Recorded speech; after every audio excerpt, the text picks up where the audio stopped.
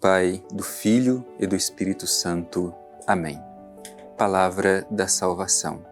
Meu irmão, minha irmã, a palavra traz alívio e conforto para a nossa vida. O Evangelho diz, pela boca do próprio Cristo: vinde a mim, todos vós que estáis cansados e fatigados, e eu vos darei descanso. Todas as vezes em que nós nos colocamos diante do Senhor para escutar a sua palavra, encontramos este alívio, esse descanso. Aproveitemos esta ocasião que o Senhor nos concede hoje. Deixemos que a palavra nos transforme. Encontremos nela o descanso necessário. Escutemos com atenção.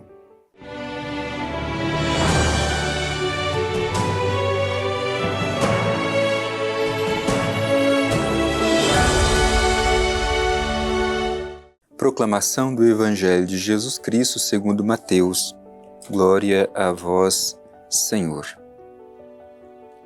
Não penseis que vim revogar a lei ou os profetas. Não vim revogá-los, mas dar-lhes pleno cumprimento. Porque em verdade vos digo que até que passem o céu e a terra, não será omitido nem um só i, uma só vírgula da lei, sem que tudo seja realizado. Aquele, portanto, que violar um só desses menores mandamentos e ensinar os homens a fazerem o mesmo, será chamado menor no reino dos céus. Aquele, porém, que os praticar e os ensinar, esse será chamado grande no reino dos céus. Palavra da salvação. Glória a vós, Senhor. Meu irmão, minha irmã, hoje ouvimos um trecho pequeno do Evangelho, mas que nos traz uma mensagem profunda. Eu quero convidar você para que juntos façamos a reflexão pausada desse trecho que acabamos de escutar. Antes de tudo, é preciso que contextualizemos. Nós estamos no capítulo 5º do Evangelho de São Mateus. O capítulo 5º é o início do que nós chamamos de discurso inaugural de Jesus. É o primeiro ensinamento público de Jesus aos seus discípulos. Este ensinamento nós conhecemos como o Sermão da Montanha. E esse Sermão da Montanha acontece num ambiente que precisa ser sublinhado. O primeiro ensinamento de Jesus, como mestre aos seus discípulos, acontece justamente sobre o monte. O monte é o lugar do encontro com Deus. O monte é o lugar da revelação divina. Portanto, Jesus sobre o monte, lugar da revelação, e ali dá os primeiros ensinamentos aos seus discípulos. Como nós sabemos, estes ensinamentos iniciam justamente com as chamadas bem-aventuranças. Em seguida, Jesus vai dizer que os seus discípulos são o sal da terra e a luz do mundo. E logo após é esse trecho que nós terminamos de escutar. Jesus vai dizer do valor da Sagrada Escritura, que não passa, mas se cumpre, se torna pleno na nossa vida.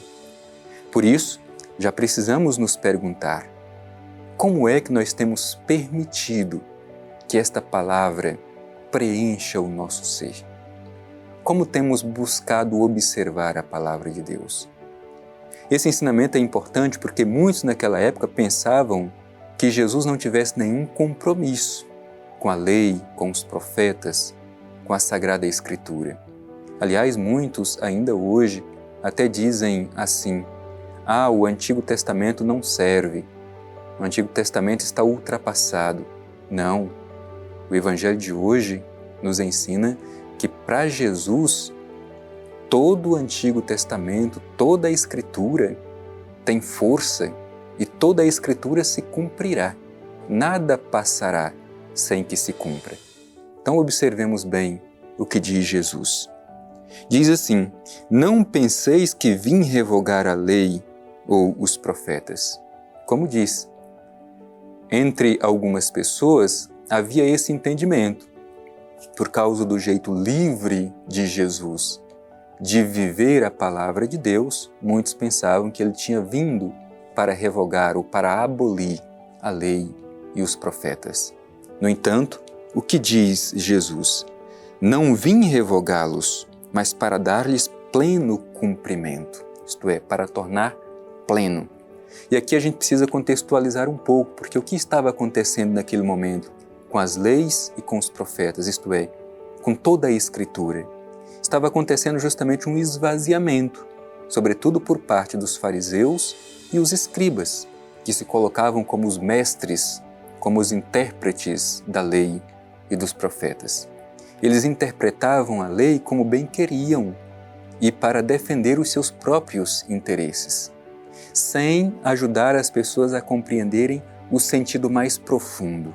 Por isso Jesus diz que veio para dar cumprimento, plenitude, é tornar pleno, isto é, preencher aquilo que os fariseus e escribas, ao longo do tempo, tinham esvaziado. Os fariseus e escribas viviam somente aquilo que era o aparente da lei, o aparente da Escritura, o aparente dos profetas. E para Jesus era preciso buscar o verdadeiro sentido, isto é, plenitude. Por isso Jesus diz que não vim revogá-los, mas dar-lhes pleno cumprimento. E continua, porque em verdade vos digo que até que passem o céu e a terra, não será omitido nenhum só i, uma só vírgula da lei, sem que tudo seja realizado. Isto é, nada, nem a mínima letra, nem o mínimo risco da lei passará sem se cumprir. Isto é, toda a Escritura, toda a lei e toda a profecia será observada e cumprida.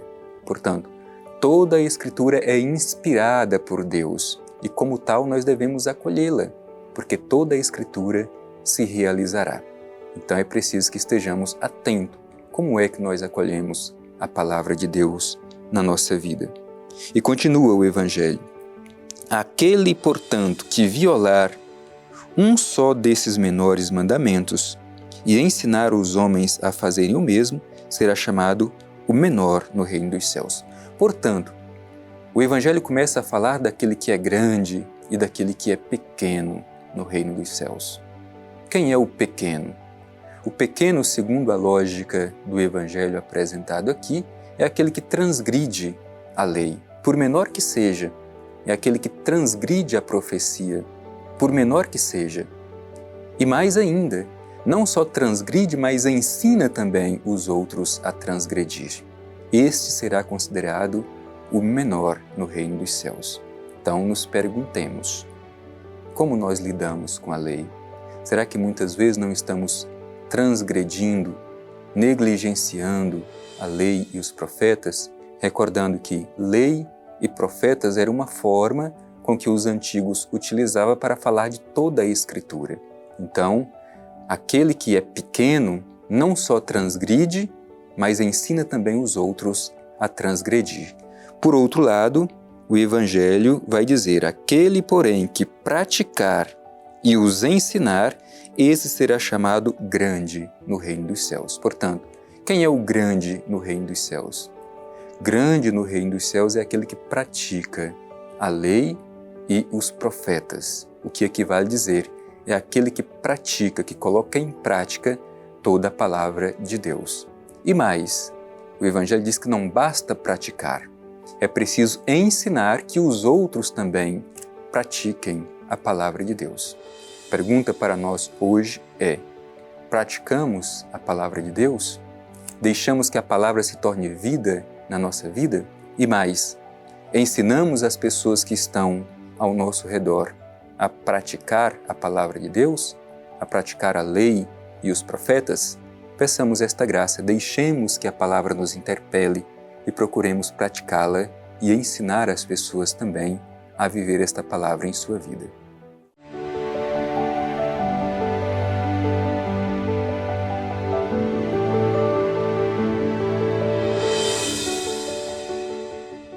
Meu querido irmão, minha querida irmã, estamos chegando ao fim de mais um encontro ao redor da Palavra de Deus e hoje com esse ensinamento tão importante de Jesus, que Ele não veio para abolir a lei e os profetas, que Ele não veio para abolir a Escritura, mas Ele veio para dar-lhe pleno cumprimento.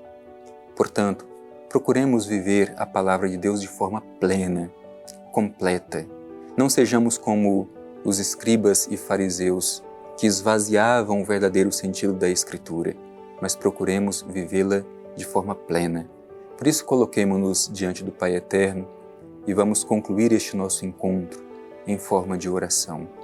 Pai Eterno, Deus de amor e misericórdia, no dia de hoje, interpelados pela mensagem do Evangelho de Teu Filho Jesus, te pedimos a graça de viver a Tua Palavra de forma plena, que não a vivamos somente na aparência, esvaziando o verdadeiro sentido da Escritura, como faziam os escribas e fariseus. Mas ajuda-nos, Pai, através do ensinamento de Teu Filho Jesus, a viver de forma plena a Palavra de Deus. Assim seja. Amém. O Senhor esteja convosco, Ele está no meio de nós. Abençoe-vos o Deus Todo-Poderoso, Pai, Filho e Espírito Santo. Amém.